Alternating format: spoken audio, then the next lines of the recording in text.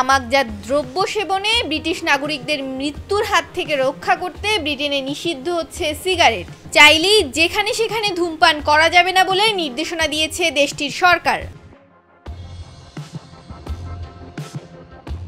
জানা গেছে, হাসপাতালের বাইরে, পাবের বাগানে, রেস্টুরেন্টের বাইরে ও খোলা জায়গাগুলোতে ধূমপান নিষিদ্ধ করা হয়েছে।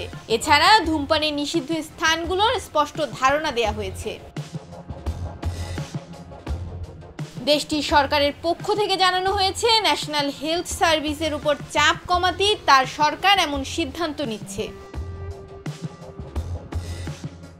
বিশেষজ্ঞরা বলছে, সরকারের এমন সিদ্ধান্তের বিরোধিতা করবে অনেক সংসদ সদস্য, কারণ এতে দেশের বিনোদন সেক্টরগুলোতে প্রভাব পড়বে। তথ্য বলছে, সিগারেটের ব্যবহার করার কারণে ব্রিটেনের প্রতি বছর প্রায় ৮০,০০০ মানুষ মৃত্যুবরণ করছে।